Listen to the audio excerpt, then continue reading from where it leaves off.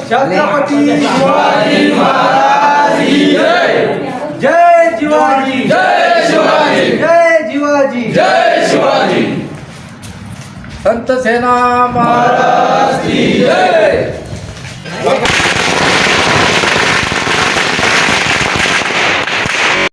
वीररत्न जिवाजी महाले यांची जयंती चिखली येथे साजरी।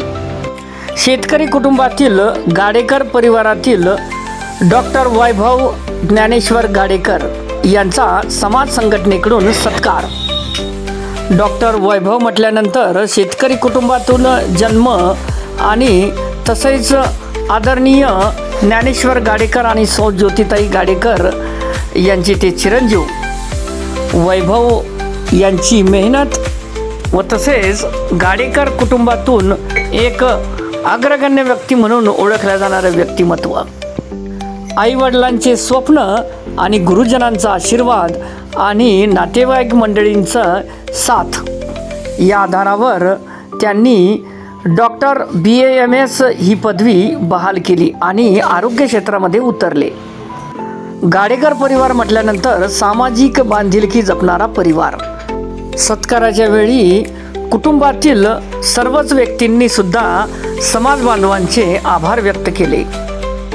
या प्रसंगी विविध मान्यवर व तसेच ज्येष्ठ श्रेष्ठ मंडळी येथे उपस्थित होती।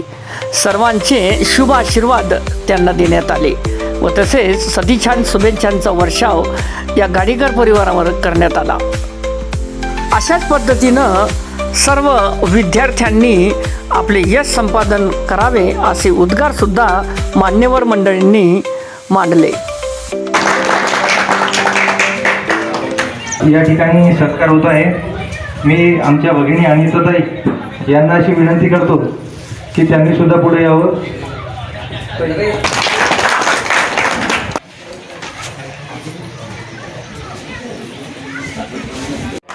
संत सेना महाराज की जय।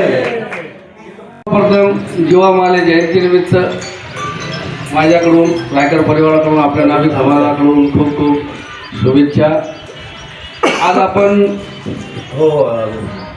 जीवा महाले जयंतीनिमित्त आपल्या समाज मंदिरावर एकत्रित झालेलो आहे।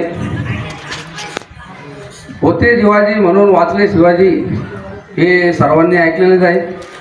असेच कार्यक्रम आपण नेहमी राबवत राहतो, असेच कार्यक्रम करत राहतो। तसेच गुणवंत विद्यार्थ्यांचा आपण सत्कार सोहळाही करत असतो।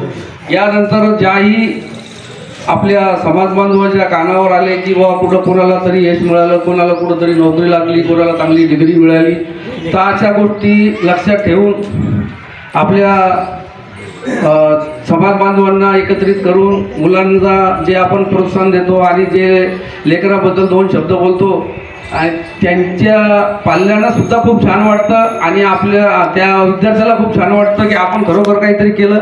आणि त्यांच्या जे आईवडील असतात त्यांची छाती खरोखर फुलते आणि त्यांना पण गर्व वाटतो की माझा मुलगा किंवा मुलगी काहीतरी करत आहे।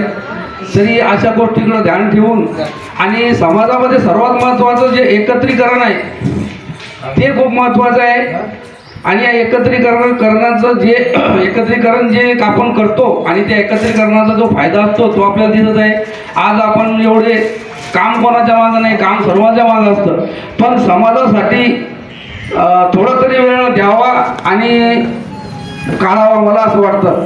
असं कोणी नाही की ज्याच्या मागं काम नसतं, पण जर कधी तुम्हाला कोणत्याही कार्यक्रमाचं निमंत्रण आलं किंवा तुमच्या कानावर कोणती गोष्ट आली की आपल्या सैनिक समाज भवनावर काहीतरी कार्यक्रम ठेवण्यात आलेला आहे, तर त्याची माहिती काढावी आणि तिथं आपला थोडा वेळ द्यावा।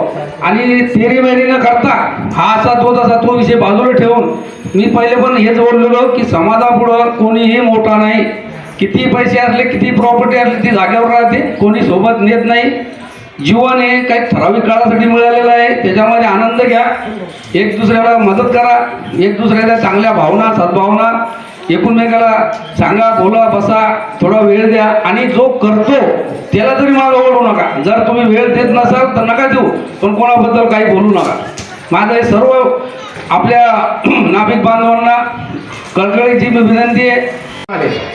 आणि तुम्ही सर्व मंडळी इथे बसले आहात यांना मोठ्यांना नमस्कार, लहानांना आशीर्वाद आणि माझ्या बहिणी मावशी यांनाही सुद्धा नमस्कार.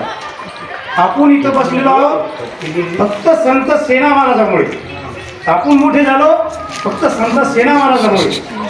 आणि संत सेना महाराजांनी अशी कृती केली की त्यांनी साक्षात भगवंताला या धरतीवर बोलवलं. अशी संत सेना महाराजांनी कृती केली. माणूस पैशाने मोठा होत नाही, माणूस इस्टेटीने मोठा होत नाही, माणूस मोठा होतो फक्त कर्तृत्वाने. याची जाण ठेवली पाहिजे मानवाने.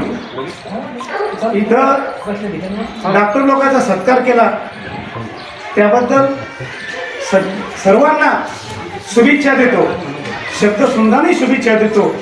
आणि तुम्ही हा कार्यक्रम घडून आणला, हा फार मोलाचा कार्यक्रम आहे.